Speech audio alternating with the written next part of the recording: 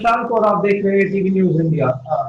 जब हम छोटे थे या जब हम बड़े भी हो रहे हैं तो अक्सर हम बात करते हैं कि इस देश को बदलना है, सिस्टम को बदलना चाहिए।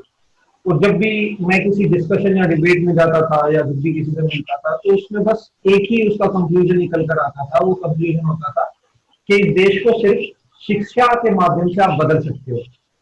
तो उस शिक्षा के माध्यम से हम बदल नहीं पा रहे थे क्योंकि हमारा एजुकेशन सिस्टम इतना दुरुस्त हो गया था कि वो आगे चलने का नाम नहीं ले रहा था। एक बहुत पुरानी और पिछड़ी टाइप की पॉलिसी में बोलना चाहूंगा उसे, क्योंकि 10वीं का बोर्ड, 12वीं का बोर्ड, इसी में बच्चे घसीटते रहते थे खुद को। पर अभी एक नई पॉलिसी आई है, न्यू एजुकेशन पॉलिसी जिसको बोल रहे हैं 2020, और वो मुझे कुछ हद तक अपने व्यक्तिगत तौर पर काफी अच्छी लगी। उस सिलसिले में आज हमारे से बात करने के लिए अष्टम जी मौजूद हैं, जो कि दी 8 डायमेंशन कंसल्टेंसी के डायरेक्टर हैं। बलजीत जी हैं जो कि को फाउंडर हैं वृत्रा फाउंडेशन के, और सुरेंद्र यादव जी जो कि सेल्फ रिलायंट इंडिया के लिए कंट्रीब्यूटर, एज ए कंट्रीब्यूटर काम करते हैं। तीनों ही एजुकेशन सेक्टर से जुड़े हैं। और मुझे एक जगह बलजीत जी ने रिकमेंड किया था कि आप थोड़े बड़े लोगों के लिए बात करें, उनसे बात करें, प्रोफेसर लोगों से बात करें। पर मेरा ये मानना है इस देश को यूथ बदलने वाला है तो यूथ से ही शुरुआत करनी चाहिए।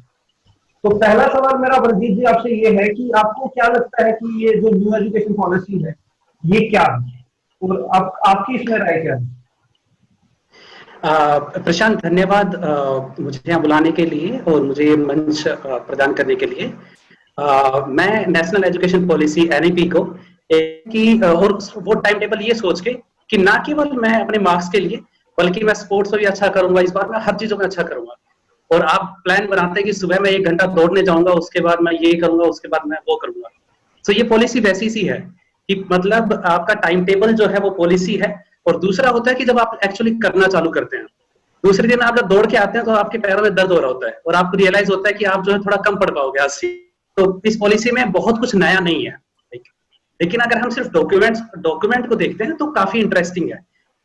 सो जो लिखा हुआ है, जैसे कि फॉर एग्जांपल इस पॉलिसी में है कि हमें मतलब जो एक ईसीसी है, मतलब अर्ली चाइल्डहुड एजुकेशन जो है उस पर फोकस करने की बात की जा रही है, या फिर होलिस्टिक डेवलपमेंट की बातें हो रही हैं।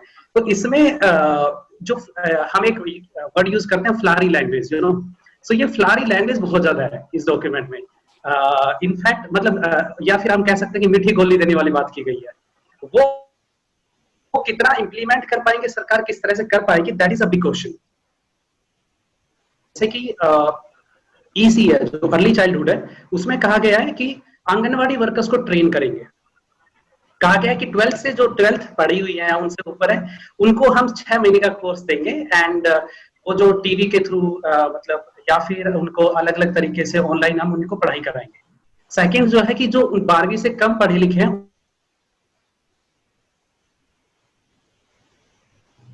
करती रही है। अगर हम पिछले 20 साल का भी लें तो उसमें भी बहुत ज्यादा बदलाव नहीं आया है। लाइक बहुत सारी गवर्नमेंट्स ने ये कोशिश की है कि अर्ली चाइल्डहुड एजुकेशन में बदलाव आए विद आंगनवाड़ी वर्कर्स। तो इसलिए इसमें भी यहाँ पे बहुत ज्यादा कुछ बदलाव नहीं होने वाला है जहां तक मुझे लगता है। दूसरा अगर हम बात करते हैं तो इसमें आया है कि एक बहुत ज्यादा चीज कोशिश की गई लोकल लैंग्वेज की।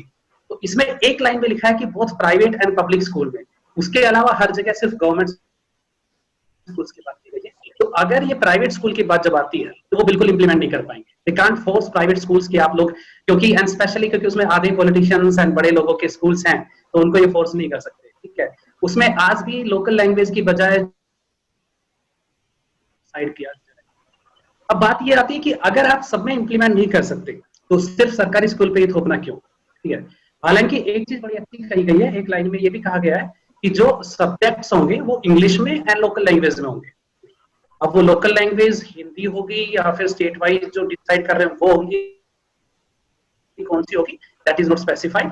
अगर ऐसा होता है तो it is a positive step, because at least government school के बच्चों को भी इंग्लिश से एक्सेस मिलेगा। थर्ड जब आता है बात, जब टीचर्स की आती है बात, तो टीचर्स की बात में भी वही गोल है कि टीचर्स को ट्रेन किया जाएगा। नो, अभी भी टीचर्स को ट्रेन किया जाता है, अभी भी टीचर्स के लिए बॉडीज बनी हुई है टीचर्स को ट्रेन करने के लिए, बट उनको इफेक्टिव कैसे बनाया जाएगा उस पर बात ना करते हुए दे आर टॉकिंग अबाउट जो 4 साल का बीएड हुआ है प्रोग्राम उसका।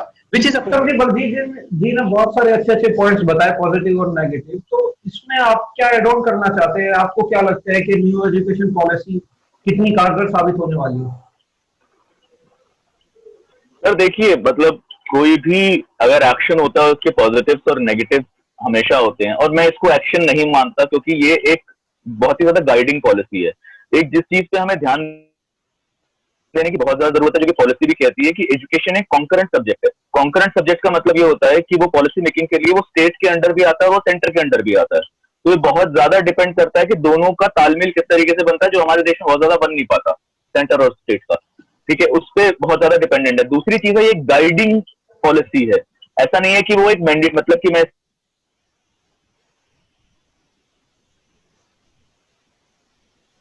जो प्राइवेट स्कूल के रिगार्डिंग चीजें हैं वो सिर्फ गाइडिंग है कि आप ऐसा करें, तो वो मैंडेटरी नहीं है कि हाँ आपको ऐसा करना ही है किसी भी तरीके से। इसकी जो पॉजिटिव चीजें मेरे को एक दो लगी, एक तो जो बहुत पुराना स्ट्रक्चर पहले से बना हुआ है, क्योंकि ये अगर आप जापान की एजुकेशन पॉलिसी देखते हैं तो वहां पे फाउंडेशनल कोर्स होता है कि मतलब कि क्लास 5 तक जो है आपका कोई एग्जाम नहीं होगा, आपकी वैल्यूज के ऊपर काम होगा, आपकी वोकेशनल कोर्सेस आपको साथ के साथ कराए जाएंगे, लाइफ स्किल्स पे काम होगा। तो वैसा कुछ, मतलब कि क्योंकि क्लैरिटी नहीं है पूरे तरीके से, पर हाँ कुछ कुछ एलिमेंट्स जो है उन्होंने डालने की कोशिश की है कि जो 10+2 सिस्टम होता था उसको 5+3+3+4 में डिवाइड कर दिया है कि, और दूसरा जो है वो अर्ली चाइल्डहुड केयर जो है वो मतलब इन्वॉल्व किया है। मेरे लिए इसमें जो अच्छी बात मुझे दिखती है अर्ली चाइल्डहुड केयर में, कि मिड डे मील स्कीम जो है वो अब अर्ली चाइल्डहुड में भी जो है वो इम्प्लीमेंट हो पाएगी, जो कि एक बहुत ही अच्छा स्टेप है। क्योंकि देखिए, न्यूट्रिशन जो है वो जितनी ज्यादा मतलब पहले एज से जो है वो शुरू हो जाए उतना ज्यादा बेहतर है, क्योंकि मतलब उतना ही जो है वो बेहतर दिमाग का विकास हो पाएगा बच्चों का। तो ये मतलब एक अच्छी चीज है कि अर्ली चाइल्डहुड के अंदर ही जो है वो उसको इम्प्लीमेंट करना शुरू कर दिया है। और एक चीज मैं मतलब जो शेयर करना चाहूंगा कि ये 1968 में, 1986 में और उसके बाद अब 2020 में एजुकेशन पॉलिसी आई है। तो जो पिछली एजुकेशन पॉलिसी के फेलियर थे 1986 थी, उसमें बहुत बड़ा रीजन था कि फंडिंग नहीं थी, और वो अभी भी हमें क्लियर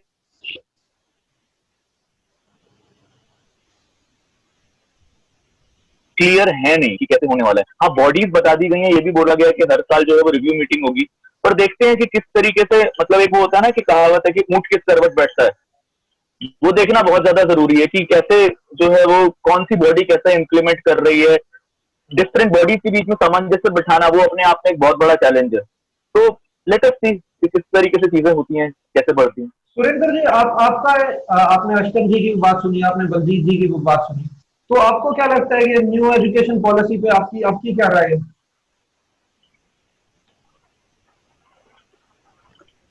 धन्यवाद प्रशांत भाई। मुझे लगता है बलजीत भाई और असलम भाई ने, जहां तक मुझे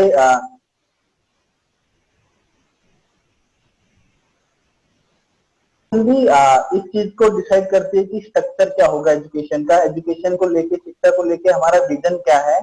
एंड जैसा इन्होंने मेंशन भी किया असलम भाई ने कि ये कोई लीगल इसका कोई वो नहीं है, कॉम्प्लीमेंट ये कि ये हम लागू करेंगे कर लेंगे। ये केवल एक गाइडिंग है कि इस तरह की चीजें हो सकती है।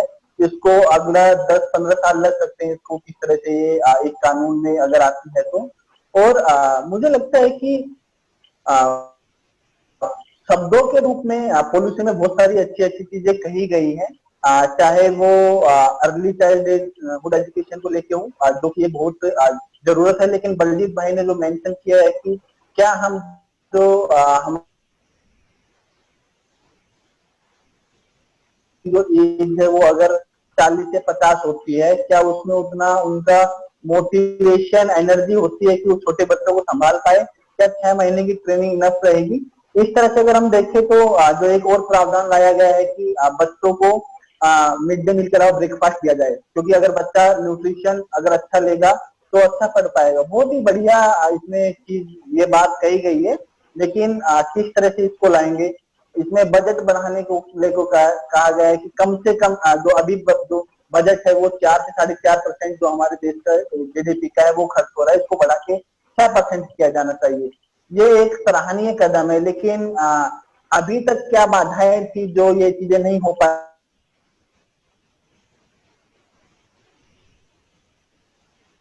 इसको लगा पाएंगे। तो ये बहुत कुछ डिपेंड करता है कि मंशा किस तरह की है। लिखित में तो ये जो बहुत सारे जो सुझाव है, चाहे वो एजुकेशन के हो, वो 2013 में या उससे पहले भी दिए गए थे।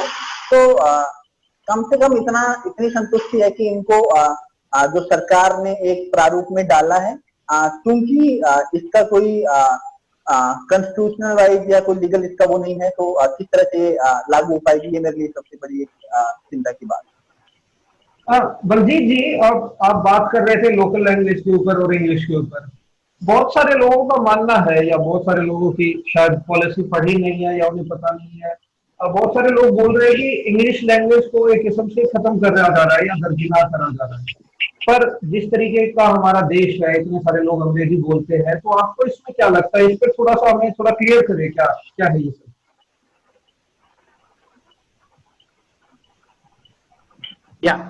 सो प्रशांत, पॉलिसी डॉक्यूमेंट में कहीं भी ऐसा नहीं कहा गया है कि इंग्लिश को दरकिनार किया जाएगा। जैसा मैंने पहले भी कहा था, ये कहा गया है कि इंग्लिश जो है वो हर सब्जेक्ट, जैसे मैथ हो गया, साइंस हो गया, उनकी बुक्स भी जो रहेंगी वो भी जो लोकल लैंग्वेज है, फॉर एग्जांपल हिंदी और इंग्लिश दोनों में रहेंगी, मतलब मल्टीलैंग्वेज बुक्स रहेंगी, ठीक है, मल्टीलिंगुअल बुक्स रहेंगी। जो एक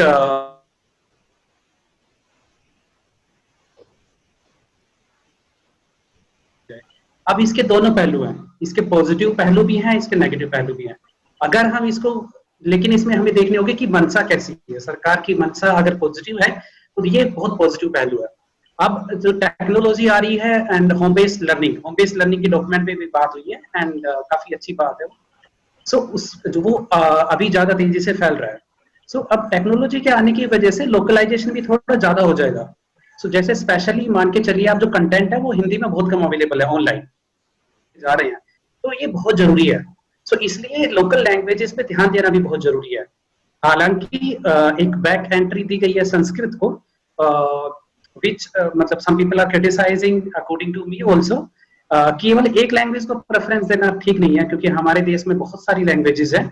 एंड फिर ये कहा गया कि बाकी जैसे संस्कृत एंड बाकी लैंग्वेजेस भी ऐसे यूज किया गया है। सो जैसे तमिल हो गया, या फिर मराठी हो गया, या उड़िया हो गया, सो ये लैंग्वेजेस हैं। अगर लोकल लैंग्वेज को सोर्सेस लगेगी, अगर गवर्नमेंट सिस्टमेटिकली जाती है, तो ये एक्चुअली सोसाइटी के लिए भी, इकोनॉमी के लिए भी एंड लोगों के लिए भी बहुत ज्यादा बेनिफिशियल रहेगा अगर एक्चुअल में इम्प्लीमेंट किया जाए। बलजीत जी, एक बात बोली जाती है कि अगर सरकारी स्कूल में या प्राइवेट स्कूल में भी, जो कि सरकारी जैसे ही होते हैं, कुछ प्राइवेट स्कूल जो कि गांव में बने होते हैं, वहां पर बच्चा अंग्रेजी सीखना शुरू करता है, ABCD, अगर वही उसको बेसिक ही नहीं मिलेगा, क्योंकि घर में, जैसे हरियाणा का ही अगर हम उदाहरण ले, तो हरियाणा के घरों में अंग्रेजी नहीं बोली जाती, वो स्कूल से ही थोड़ी बहुत सीख पाता है। तो अगर ये खत्म हो जाता है, ये बेसिक लैंग्वेज छोटे बच्चों के लिए अंग्रेजी सीखना, तो आपको क्या लगता है कि ये गलत नहीं है? अगर उनको आगे कहीं भी ये नहीं कहा गया है। अगेन ये क्या है, इंटरप्रिटेशन है, अलग हाँ, ये लोगों का अलग अलग, क्योंकि थोड़ी पॉलिसी में भी ये थोड़ी सी कमी है। सो ये एक्चुअली पॉलिसी की भी थोड़ी खामी है, क्योंकि कुछ पैरा में कुछ बातें बोली गई है, थोड़ा सा अलग बातें बोली गई है। सो जो डॉक्यूमेंट बार बार बात कर रही है पॉलिसी, वो कह रही है कि 3 लैंग्वेज बच्चों को सिखानी चाहिए, राइट नो। और वो 3 लैंग्वेज जो है वो मतलब बच्चा चूज कर सकता है या स्कूल चूज कर सकता है, या फिर मतलब, लेकिन अब ये है कि गवर्नमेंट स्कूल के लिए, अगर सरकारी स्कूल में, बट हालांकि मुझे ऐसा लग नहीं रहा है कि इंग्लिश को साइडलाइन किया जाएगा। जहां तक मेरा इंटरप्रिटेशन है पॉलिसी का, वो ये है कि इंग्लिश को साइडलाइन नहीं करके ये 3 लैंग्वेज की बात कर रहे हैं, लाइक लोकल लैंग्वेज की, देन इंग्लिश की, एंड एक एडिशनल लैंग्वेज जो कि लोकल भी हो सकती है, बाहर की भी। ठीक है अष्टम जी, आपने बात बताई हमें 5+3+3+4, तो इसमें एक किस्म से बहुत ज्यादा क्रिटिसाइज हो रहा है कि 10th का बोर्ड हटाया जा रहा है। तो आपको क्या लगता है कि जो 10th का बोर्ड हटाया जा रहा है, ये ठीक है या गलत है? तरीके से गलत है ये, मतलब कहना बहुत ज्यादा सही नहीं होगा, पर हाँ, कहीं ना कहीं अगर आप पूरे एजुकेशन सिस्टम को स्ट्रीमलाइन कर सकते हैं, जो कि बहुत ज्यादा मुश्किल है। देखिए 10th का बोर्ड किस लिए रखा गया है, अगर हम लोग उसको देखने की कोशिश करें, वो ये है कि भाई जो पूरी सारी की सारी चीजें, एक मापदंड बना दिया गया है एक तरीके से देखा जाए तो, कि भाई कि सबको ये चीज फॉलो करनी ही करनी। इतना बड़ा देश है, आपको चीजों को एक तरीके से चलाना बहुत ही ज्यादा मुश्किल है। ये एक बहुत बड़ा कारण है कि अब ये हम लोग जरूर सोच सकते हैं कि वो 10th का बोर्ड हम किस तरीके से लेना चाहते हैं। एक ये भी चीज कहीं पे लिखी गई है, क्योंकि मेरे को अलग अलग जगह से अलग अलग तरीके से तो न्यूज आ रही है कि कहीं से ये भी लिखा हुआ है कि to make 10th board easier, और within inverted commas easier लिखा हुआ है। ठीक है, तो वो इजियर किस तरीके से हो जाने वाला है, क्या वो ऑप्शनल, मतलब देखना पड़ेगा कि किस तरीके से चीजें जो है वो फाइनली मेन जो मकसद है हम लोग का, जो ऑब्जेक्टिव है वो डिफाइन नहीं होना चाहिए। भले वो 10th का बोर्ड हो चाहे ना हो, 12th का बोर्ड हो चाहे ना हो, वो ये है कि हम लोग सारे के सारे एक मापदंड रख पाए शिक्षा का। और अगर वो हम लोग रख पा रहे हैं बिना 10वीं के बोर्ड के भी, बिना 12वीं के बोर्ड के भी, तो बहुत ही बढ़िया है सर, वो बहुत आसान चीज। आप खुद स्किल एजुकेशन बच्चों को सिखाते हो अपनी अपनी कंपनी के जरिए, अपनी कंसल्टेंसी के जरिए, तो आपको क्या लगता है कि जो नई एजुकेशन पॉलिसी है, ये आपके स्किल एजुकेशन की जो आपकी जो मुहिम आपने शुरू की है, उसमें कहीं ना कहीं कुछ आपको फायदा करने वाली है? क्योंकि आप मेरे हिसाब से हमेशा से बोलते आए हो कि स्किल एजुकेशन बच्चों के लिए सबसे जरूरी है। सर देखो, कुछ अलग अलग एक जो चीज है जो कि कहे हैं कि 10 दिन बचते वाले दिन, जो मतलब उसमें लिखी बात हुई है बच्चों की, जो कि एक अच्छी बात है कि एक बेसिक स्किल जो है वो बच्चों के पास होना। और कोडिंग के बारे में आया है कि क्लास 6 के बाद से जो है वो उसको इम्प्लीमेंट करने की बात की जाएगी, जो कि एक अगेन एक अच्छी बात है बच्चों के लिए। पर मतलब कि बात फिर वहीं पे आ जाती है कि इन सब चीजों का इम्प्लीमेंटेशन किस तरीके से हो रहा है। क्योंकि देखिए, आपके सीबीएसई, आपकी एनसीईआरटी ने जो है वो लगभग, कम से कम अगर मैं दिल्ली की बात करूं तो हर स्कूल के टीचरों की लाइफ स्किल के अंदर ट्रेनिंग कर रखी है। पर कितना लाइफ स्किल इम्प्लीमेंटेशन फाइनली होता है? देखो, बहुत सीधी सी बात है, जब तक आप उस स्किल का असेसमेंट नहीं लेकर आओगे, तब तक वो में भी कोई असेसमेंट क्राइटेरिया आता है तो हो सकता है कि भाई उनका मॉनिटरिंग जो है और इवैल्यूएशन है और इम्प्लीमेंटेशन अच्छा होगा। सुरेंद्र जी, आपने आपने एक बात बोली थी कि सरकारी स्कूलों में क्या होता है, उनके मिड डे मील की भी परेशानी रहती है। तो क्योंकि आप सरकारी स्कूल में आप अंडर प्रिविलेज किड्स के लिए काम कर रहे हैं, जो लोग इतना प्राइवेट स्कूल अफोर्ड नहीं कर पाते, तो आपको क्या लगता है जो नई एजुकेशन पॉलिसी है वो सरकारी स्कूल या उन बच्चों तक पहुंच पाएगी जो कि अच्छे स्कूल या अच्छी पढ़ाई नहीं कर पाते हैं या नहीं पढ़ पाते हैं?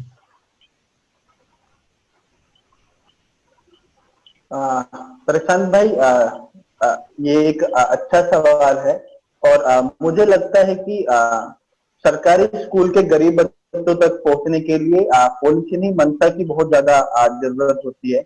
अगर मैं अभी की बातचीत करूं तो इस पॉलिसी में कहा गया है कि हम अगले 10 साल में सेकेंडरी एजुकेशन तक 0 कर देंगे। यानी 100% बच्चा जो प्राइमरी एजुकेशन में दाखिला लेगा वो आखिरी तक सेकेंडरी एजुकेशन ग्रहण करेगा। लेकिन मेरा यही सवाल है, मेरा यही इसमें सोचना है कि अभी भी ड्रॉप आउट रेशियो काफी है, लेकिन इसके लिए योजना क्या है? आपने अगर यह सोचा है तो इसके पीछे आपने किस तरह से चीजों को ग्राउंड पे इम्प्लीमेंटेशन करने के लिए इंफ्रास्ट्रक्चर को इम्प्रूव करने की बात कही है, या टीचर ट्रेनिंग आपने कहा है, लेकिन ट्रेनिंग तो अभी भी होती है, आप किस तरह से वो करोगे? एक जो अच्छा सुझाव आया वो ये आया कि इसमें यह रिकमेंड किया गया है कि जो भी गेस्ट टीचर होते हैं उसको मिला ताकि वो अच्छे ध्यान दे पाए, क्योंकि अभी बहुत सारे स्टेटों में गेस्ट टीचर शिक्षा मित्र के नाम से जो शिक्षकों को एक तरह से शोषण होता है, तो वो उसमें रोकने की बात कही गई है। लेकिन मेरा अभी भी जो सबसे बड़ा सवाल है, मैं जो बलजीत भाई जो एक 3 भाषीय फॉर्मूला पे बात कर रहे थे, तो उस पर मैं थोड़ा सा अपने बात बताना चाहूंगा कि जो बच्चा है कम से कम 5वीं क्लास तक या 8-10 साल का बच्चा, वो अपनी मातृभाषा में सीखे, क्योंकि यहाँ पे सीखना जरूरी है कि जो व्यवहारिक ज्ञान है वो बहुत जरूरी है। लैंग्वेज हम बाद में भी सीख सकते हैं, और हमें 2 चीजों का अंतर समझना पड़ेगा कि एक तो इंग्लिश में लर्न करना और एक इंग्लिश मीडियम में लर्न करना। इंग्लिश को लर्न करना और वो आनी चाहिए, लेकिन इंग्लिश मीडियम में लर्न करना ये बहुत सारे बच्चों को दबा देती है। मैंने खुद बहुत सारे एग्जाम्पल देखे हैं जहाँ पे बच्चा या जो हमारे साथ के जब हम कॉलेज में पढ़ते थे खुद भी हम इंग्लिश में ज्यादा स्ट्रगल करते थे, और जो हमारा जो कोर सब्जेक्ट है इंजीनियरिंग है उसको हम उतना ध्यान नहीं दे पाते थे, क्योंकि दूसरे देशों की बातचीत करें, चाहे हम चाइना की बात करें या हम वहां पे उन्होंने लोकल को लैंग्वेज को प्रीफर किया है, क्योंकि जब बच्चा अपने मातृभाषा में सीखता है तो वो अच्छे से सीखता है। अगर उसको शुरू में हम, क्योंकि इंफ्रास्ट्रक्चर नहीं है, आज हम इंटरनेशनल स्कूल देखेंगे, हरियाणा में हर स्कूल किसी को इंग्लिश आते नहीं तो आप इंग्लिश सिखा किस तरह पाएंगे।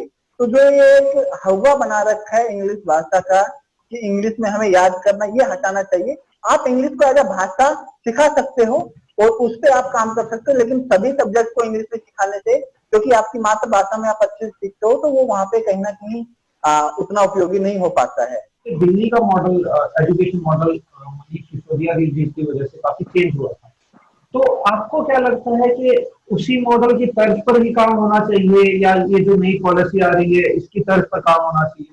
क्योंकि एक सवाल आप तीनों भी कर रहे हो, उसका मैं भी हकदार हूँ कि इम्प्लीमेंटेशन जब होगी तभी पता चलेगा। पर अभी के लिए आपको क्या लग रहा है, आपको क्या लग रहा है कि विजन अभी क्या है? सर देखो, दिल्ली में जिस चीज पे काम किया गया है, ठीक है, टीचर कैपेसिटी बिल्डिंग के ऊपर साथ के साथ काम किया गया है, और उस तरीके से, और वो एक मॉडल हम लोगों के पास सामने है जो कि इम्प्लीमेंट हुआ है और बेहतर भी हुआ है। और अगर आप देखो दिल्ली का अच्छा खासा बजट का जो परसेंटेज है वो एजुकेशन के ऊपर जाता है, ठीक, आई थिंक मतलब इंडिया में उतना बड़ा परसेंटेज जो किसी स्टेट का या फिर जो है वो किसी भी जो केंद्र शासित प्रदेश का नहीं है किसी भी तरीके से कि जो इतना ज्यादा हो। तो आई मीन उस लेवल पर, और दूसरा ये भी है कि स्टेट पर इन कंपैरिजन इम्प्लीमेंट करना चीजें आसान है, और मतलब ये भी था कि वो गवर्नमेंट की पूरे काम करना अर्बन डेवलपमेंट के ऊपर, ये दो उनकी प्रायोरिटी थी और वो उन पे उन्होंने काम करने की कोशिश की है। तो शिक्षा एक, जब तक आपकी प्रायोरिटी नहीं बनेगी तब तक चीजें आप बदल नहीं सकते। आप 4% बजट के साथ आप इतने बड़े चेंज की आप बात जरूर कर सकते हैं, पर वैसा चेंज आप लेके आ नहीं सकते।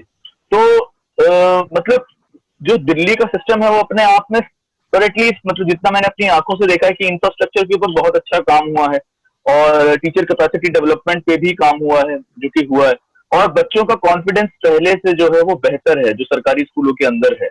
तो इन सब चीजों के साथ साथ में काम किया जाएगा तो मोस्ट डेफिनेटली मतलब चेंज आ सकता है। मैं इस पॉलिसी के ऊपर बिल्कुल कमेंट नहीं कर सकता कि ये काम करेगा नहीं करेगा, क्योंकि हमें अभी देखना है कि कैसे इम्प्लीमेंटेशन इसका होने वाला है, जो कि आप, तो लैंग्वेज लर्निंग जो है, स्पेशली हम लोग इंग्लिश को हम लोग बोलते हैं, कभी भी आप अगर पढ़ेंगे ESL बोला जाता है, English learning as a second language, ठीक है, वो दूसरी भाषा होती है। और प्रॉब्लम ये आ जाती है कि कई प्रदेशों में वो तीसरी भाषा हो जाती है, क्योंकि लोकल भाषा कुछ और है, उनके लिए हिंदी दूसरी भाषा हो जाती है और तीसरी भाषा अंग्रेजी हो जाती है। तो वहां पे चैलेंज आ जाता है बॉडीज इम्प्लीमेंटेशन की, उनके बीच के अंदर जो है वो कोऑर्डिनेशन आपको बिठाना और उसके बाद फाइनल इम्प्लीमेंटेशन होना। हमारे पास ग्राउंड पे स्कूल नहीं है सर, एक एक स्कूल जो है वो 5वीं तक जो चल रहा है वहां पे एक एक टीचर होता है। हम लोग कहाँ की बात कर रहे हैं, मतलब वो सपने दिखा के, जमीनी हकीकत कुछ और है, आप सपने कुछ और दिखा दो। तो अब वो डिपेंड करेगा कि आप कितना सपने मिला पाते हो जमीनी हकीकत से। जी, हमने तो जो देखा है वो बलजीत भी जानते हैं, वो सुरेंद्र भी जानते हैं कि एक एक स्कूल के अंदर 5वीं तक जो है वो एक एक टीचर होता है, सारी की सारी क्लासेस जो है वो एक साथ पढ़ रही होती है। वो बहुत सारी चीजें हैं जो कि मतलब बदलने की जरूरत है, तो वो देखते हैं किस तरीके से बदली जाएंगी। सपना तो अच्छा है, पर उस सपने को कहाँ तक अचीव किया जाएगा वो बहुत बड़ा सवाल है उसके ऊपर।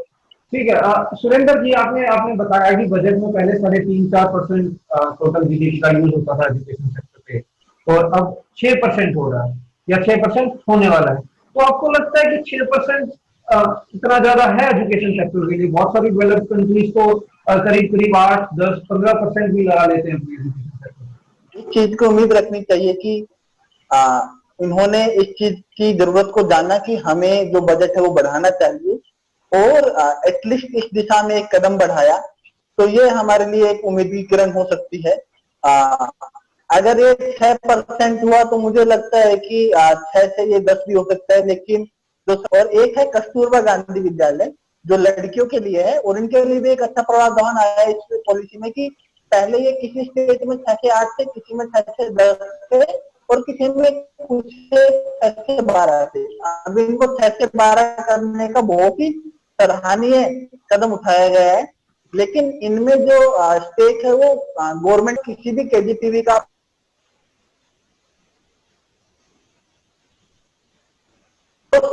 सिस्टम जो नवोदय विद्यालय केजीटीवी एक ही द्वारा एक ही जैसे, लेकिन केवल बजट की वजह से, केवल स्टेट गवर्नमेंट के अधीन में आने की वजह से दोनों में अभी इतना अंतर है कि वो आराम से दिख जाता है। तो मुझे लगता है हमें अपनी एजुकेशन पे एटलीस्ट 6% तो सही, और इसको और भी ज्यादा बढ़ाने की जरूरत है। हाँ बलजीत जी, जैसा कि सुरेंद्र जी ने भी बोला कि गवर्नमेंट स्कूलों की हालत काफी ज्यादा खराब है, क्योंकि आप गवर्नमेंट स्कूल के साथ मिलकर कोलैबोरेट करके काम करते हैं काफी ज्यादा। तो आपका इसमें क्या कहना है कि गवर्नमेंट स्कूल्स की हालत क्या इसके बाद सुधरने वाली है इस पॉलिसी के बाद? देखिए, जैसे अष्टम ने कहा कि सिंगल टीचर स्कूल जो है, तो पॉलिसी ने भी इस चीज का जिक्र किया है कि 1 लाख से ज्यादा सिंगल टीचर स्कूल्स हैं। एंड पॉलिसी में स्पेशली मेंशन किया गया है कि उनकी वजह से ना केवल बच्चों को जो एजुकेशन प्रोवाइड कर रहे हैं उसकी क्वालिटी इफेक्ट होती है, बल्कि वहां पे गवर्नमेंट के लिए भी मैनेजमेंट करना एक इशू है। तो गवर्नमेंट जो बात कर रही है वो बात कर रही है क्लस्टर बनाने की, या फिर मतलब जो है HEI की, जैसे हायर एजुकेशन में और लोअर एजुकेशन में स्कूल क्लस्टर्स बनाने की बात कर रही है कि उसमें आंगनबाड़ी भी होगा, उसमें प्राइमरी भी होगा, मिडिल भी होगा, उसमें हाई स्कूल भी होगा। तो क्लस्टर बनाने की बात कर रही है, लेकिन this is very dangerous. Why I am saying this is a beautiful idea, no doubt about it, but it's बंद तो किए जा रहे हैं, ठीक है। और ये पॉलिसी में स्पेसिफिकली मेंशन है एक पैरा में कि स्कूल्स जो हैं अगर आप बंद कर रहे हैं तो उनको, लेकिन उनको जस्ट मतलब एक सिस्टमेटिक तरीके से उन बच्चों को दूसरे जगह पे आप लाइक इम्प्लीमेंट कीजिए, दूसरे जगह पे ट्रांसफर कीजिएगा, और उसको थोड़ा ध्यान में रखते हुए कीजिएगा ताकि कोई भी बच्चा जो है वो छूट ना जाए, ठीक है। तो एक्सेसिबिलिटी जो पॉइंट होता है उसको मेंशन किया है। लेकिन जो पिछले सालों से सरकार करती आ रही है, स्पेशली राजस्थान सरकार है, 17,000 स्कूल बंद कर दिए, इसी तरह से बहुत सारी सरकारों ने स्कूल्स बंद कर दिए हैं। मेंशन करती है कि सिंगल स्कूल्स को बंद कर दो, I am totally in support of that, लेकिन अगर जो दूर दराज के गांव है उनसे बच्चों को कैसे लेके आओगे, ठीक है। क्या गवर्नमेंट जो है अच्छी ट्रांसपोर्ट फैसिलिटी नहीं लगा सकती छोटे बच्चों के लिए? तो उनको किस तरह से इंक्लूड किया जाएगा एजुकेशन सिस्टम में, उसका जिक्र नहीं है, और अगर उसका जिक्र नहीं है तो ये काफी डेंजरस है। सेकंड है कि गवर्नमेंट एजुकेशन सिस्टम की जब बात कर रही है ये, तो अभी जैसे अष्टम ने भी कहा था कि स्टेट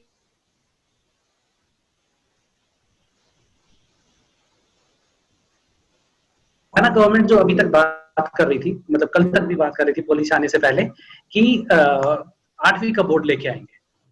अचानक सेंट्रल गवर्नमेंट कह रही है कि भाई 10वीं और 12वीं के बोर्ड को भी जो है थोड़ा सा कम कर दो आप, लाइक थोड़ा इजी कर दो। अब this is kind of contradictory, I mean अब ये गवर्नमेंट एक ही गवर्नमेंट कैसे साथ में आएगी, मतलब स्टेट गवर्नमेंट और जबकि पॉलिटिकल पार्टीज भी सेम है। तो अगर अलग अलग पॉलिटिकल पार्टीज हो जाती है तो आप जानते ही हैं, मतलब वहां पे तो क्लैश और भी ज्यादा बढ़ जाता है। So this is again questionable. मैं आता हूँ अष्टम जी आपसे, मेरा एक सवाल और था बलजीत जी आपसे। बलजीत जी मुझे ये बताइए, हायर एजुकेशन की अब थोड़ी बात करते हैं। एमफिल को हटाया जा रहा है और ग्रेजुएशन 4 साल की हो रही है। दिल्ली यूनिवर्सिटी में भी एक बार ये प्रावधान चला था कि ग्रेजुएशन 4 साल की हो कर देते हैं, मास्टर्स 1 साल की कर देते हैं, फिर वो वापस ले लिया गया। तो अब इसमें आपका क्या कहना है? फिर अष्टम जी आप भी, मैं आप चाहता हूँ कि आप भी इसी सवाल का जवाब दें। इसमें मेरा एक सवाल है, जो रिसर्च कर रहे हैं स्टूडेंट्स या जिन्होंने की क्वालिटी बहुत लो होती है, तो एमफिल में ये है कि आपकी थोड़ी सी स्किल्स पे काम होता है, लाइक रिसर्च स्किल्स पे। स्टिल अगेन मतलब वो एक क्वेश्चनेबल है, लेकिन उसके बाद आप पीएचडी करने जाते हैं। तो एक तो ये होता है कि जो सीरियस लोग होते हैं थोड़े से, वो ही उस करने के लिए जाते हैं। सेकंड है कि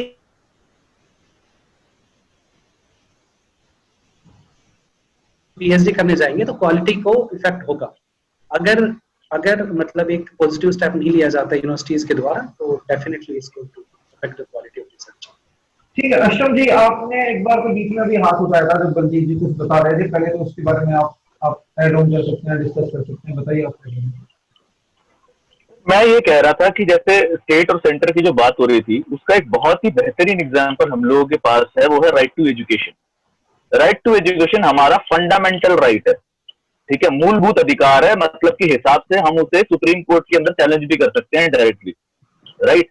मगर उसके बावजूद क्योंकि एजुकेशन जो है वो एक कॉन्करेंट सब्जेक्ट है, ठीक है, तो वो हमारे पास ऑलरेडी एग्जाम्पल है, और आरटीई को पास हुए 10 साल से ऊपर हो चुके हैं, और आज जो हालत है वो हम लोगों के सामने है कि लिटरेसी की क्या हालत है, और लिटरेसी हम लोग सिर्फ वो मान लेते हैं कि जो इंसान अपना नाम लिख रहा है वो लिटरेट है, ठीक है। तो मतलब क्या किस तरीके से चीजें होने वाली है, ये अपने आप में बहुत बड़ा एक सवाल है जो कि खड़ा हुआ है। और आपका अष्टम जी जो एमफिल के ऊपर आपका क्या कहना है, जो ग्रेजुएशन का जो स्तर चेंज कर रहे हैं 3 से 4 साल की कर रहे हैं, आपका उसके बारे में आपका क्या कहना है? बलजीत ने जो भी बात की है बहुत सही है कि क्या हमारी यूनिवर्सिटीज अभी उस चीज के लिए प्रिपेयर हैं किसी भी तरीके से, और उसको हम लोग किस तरीके से प्रिपेयर करने वाले हैं, जो कि हम लोग आगे करने वाले हैं। क्योंकि एमफिल मतलब मेरे को करेक्ट कीजिएगा अगर मैं गलत बोल रहा हूँ किसी भी तरीके से, एमफिल इस वक्त भी अलग अलग डिसिप्लिन के अंदर अलग अलग सर्कमस्टांसेस के कारण ड्रॉप आउट हो जाते हैं, कई लोगों को बीच में काम करना पड़ जाता है। हम लोग के यहाँ ऑलरेडी ये चीज है कि आप 1 साल के बाद या फिर 1 सेमेस्टर के बाद जो है वो आप मतलब जा सकते हैं और बाद में आगे कंटिन्यू कर सकते हैं, और आप चाहें तो सर्टिफिकेशन या फिर डिप्लोमा जो भी है वो भी ले सकते हैं। तो ये एक बहुत ही अच्छा कदम है, मेरे को ये लगता है कि हायर एजुकेशन के अंदर जो गवर्नमेंट ने लिया है कि आप जो है वो तोड़ तोड़ के भी अगर आप चाहें, हो सकता है आपके सर्कमस्टांस उतने अच्छे ना हो तो आप शिक्षा। सुरेंद्र जी क्योंकि आप छोटे बच्चों के साथ जुड़े हुए हो, आप उनके साथ काम कर रहे हो, तो मेरा देखिए प्राइवेट स्कूल के बच्चों को उनके घर पर भी एक तरीके से रिसर्च बेस्ड या स्किल बेस्ड नॉलेज दी जाती है, पर गवर्नमेंट स्कूल के बच्चों के लिए जैसा कि इस पॉलिसी में भी है कि स्किल बेस्ड या रिसर्च बेस्ड या कोडिंग और ये सब चीजें सिखाई जाएंगी, तो आपको लगता है कि सरकारी स्कूल में जो बच्चे हैं वो इतना जल्दी ग्रैब कर पाएंगे? सुरेंद्र जी, जैसे कि जो प्राइवेट स्कूल्स के बच्चे होते हैं वो as compare to government school के बच्चे उनसे ज्यादा तेज होते हैं, ज्यादा रिसर्च बेस्ड होते हैं, उनके बेसिक ज्यादा क्लियर होते हैं, जैसा कि इस This is a controversial question, प्रशांत। मैं जानता हूँ really sorry to interrupt, but yeah, हाँ, मतलब आप बच्चे सेम होते हैं चाहे वो सरकारी के हो या प्राइवेट। नहीं, उनके बेसिक्स में मेरा सवाल पूरा होने दो, मैं फिर आपके पास भी आ जाऊंगा बलजीत जी। क्योंकि जो बच्चे होते हैं सरकारी स्कूल के, जो बच्चे होते हैं उनके parents as compare to private जो स्टूडेंट्स होते हैं उनसे इतने ज्यादा अच्छे नहीं होते हैं, फाइनेंशियली भी स्ट्रॉन्ग नहीं होते, तो रिसर्च बेस्ड या बेसिक बेस्ड उनकी नॉलेज इतनी अच्छी नहीं होती।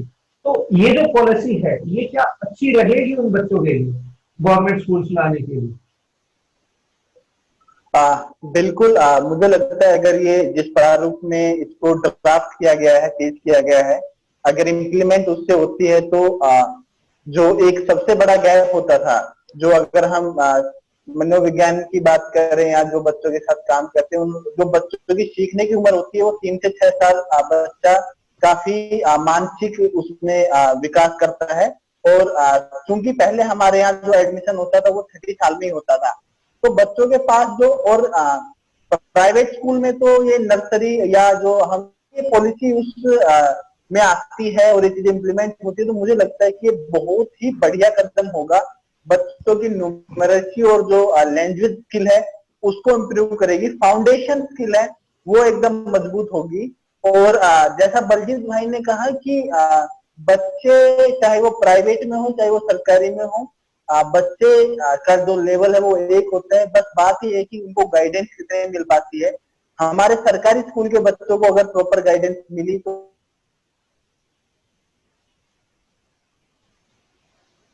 सरकारी स्कूल के बच्चे बहुत आगे जाते हैं, बराबर अगर उनको बराबर चांस मिले तो। ठीक है, अब मैं बलजीत जी के पास आ जाता हूँ। बलजीत जी ने मुझे इंटरप्ट किया था। बलजीत जी, मेरा सवाल ये है कि जो अपब्रिंगिंग होती है प्राइवेट स्कूल्स के बच्चों की, खासकर जो इंटरनेशनल स्कूल्स होते हैं, वो गवर्नमेंट स्कूल के बच्चों जितनी अच्छी नहीं होती, जिसकी वजह से मैं बोल रहा हूँ कि उतने रिसर्च बेस्ड या उतने बेसिक्स उनके क्लियर नहीं होते। तो इसमें आपका क्या कहना है? आपने मुझे कंट्रोवर्शियल बताया तो आप अपना जवाब दीजिए। वो अंग्रेजी बोलता है। मैं गाँव में तो यहाँ तक भी मिथ है कि अगर बच्चा बोलते हैं मतलब थोड़ा सा मम्मी जी डैडी जी, ठीक है, यहाँ वहां बोल लेते हैं तो गांव में लोगों को लगने लग जाता है बच्चे अंग्रेजी बोल रहे हैं, ठीक है। तो ये जो मिथ है प्रशांत, तोड़ने की जरूरत है। बच्चा बच्चा होता है, ठीक ठीक है, चाहे वो सरकारी में जाए या प्राइवेट में जाए। उनका जैसे सुरेंद्र ने कहा बेसिक लेवल सेम होता है, जैसे जैसे उनको एक्सपोजर मिलता है वैसे वैसे उनकी स्किल्स एनहेंस होनी स्टार्ट होती है। नहीं बलजीत जी, मैं आपसे क्या जानना चाह रहा हूँ और मैं आपको क्या समझाना चाह रहा हूँ, वो ये कहना चाह रहा हूँ कि एक अपब्रिंगिंग में फर्क होता है, जो आपकी कंपनी होती है उसमें फर्क होता है। वो एज ए प्राइवेट स्कूल्स के बच्चे और गवर्नमेंट स्कूल्स के बच्चों में ये फर्क होता है, चाहे वो इंफ्रास्ट्रक्चर से ले लीजिए, चाहे वो टीचर लेवल से ले लीजिए। जो प्राइवेट के टीचर्स होते हैं वो थोड़े ज्यादा शोशा और हाई फाई होते हैं, इतने गवर्नमेंट नहीं होते। मैं ये नहीं कह रहा कि बच्चे अलग अलग हैं, मैं ये भी नहीं कह रहा कि मैं बिल्कुल नहीं मानता इस चीज में भी, मैं बिल्कुल नहीं मानता। इसलिए नहीं मानता कि आज भी प्राइवेट स्कूल जो है राज्य इलाकों में, ठीक है, प्राइवेट स्कूल आपको दिखेंगे नहीं, 100% गवर्नमेंट स्कूल्स हैं। अब जो बच्चे आ रहे हैं निकल के वहां पे जो है, तो वो बच्चे कामयाब हो रहे हैं। एक मेरा आपसे सवाल है, आपने क्योंकि मुझसे सवाल पूछे हैं तो मैं आपसे एक सवाल पूछते हैं कि हर एक डिस्ट्रिक्ट में हरियाणा में लगभग 100 प्राइवेट स्कूल्स होते होंगे। हर साल 100 टॉपर्स निकलते होंगे 10th से या 12th से। वो कहाँ जाते हैं, वो क्या करते हैं? क्या आपने कभी उसको रिकॉर्ड किया है?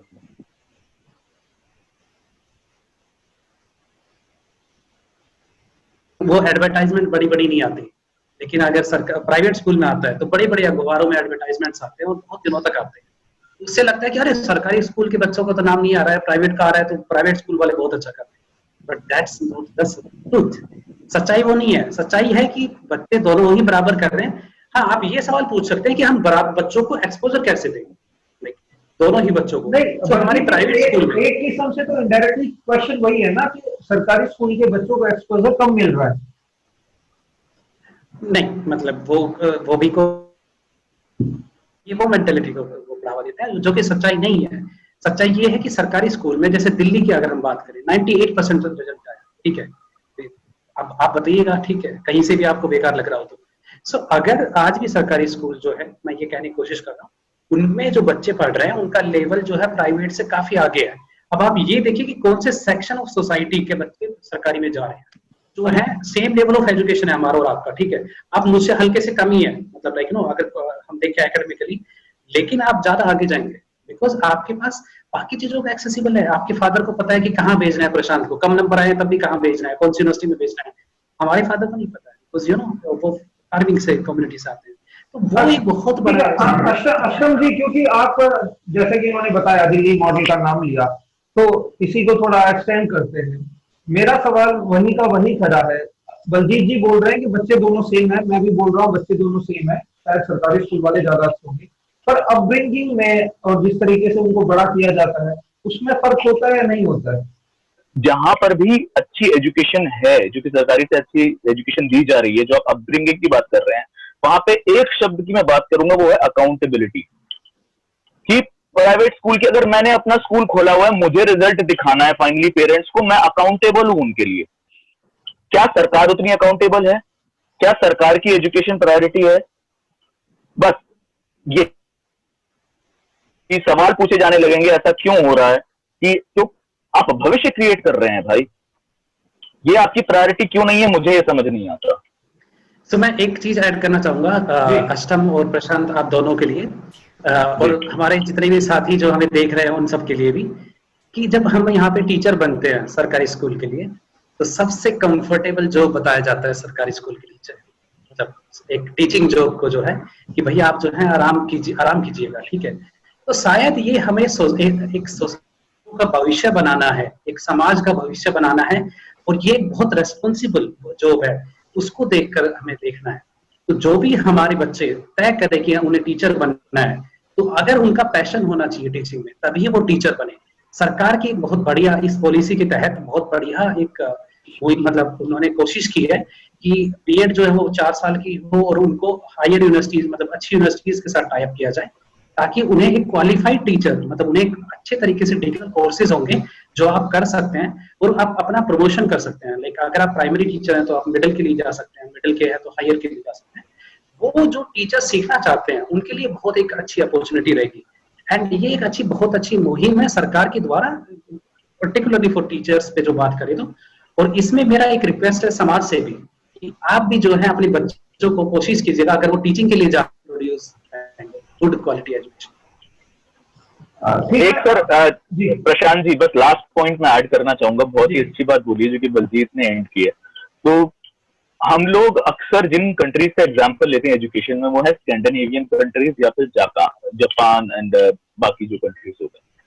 स्कैंडिनेवियन कंट्रीज में एक आपका प्राइमरी लेवल का जो टीचर है, उसका जो लेवल माना जाता है सोसाइटी के अंदर, वो एक प्रोफेसर या जाता है, क्या कहा जाता है, स्कैंडिनेवियन कंट्रीज में टॉप 10% जो लोग हैं वो टीचर्स बनते हैं।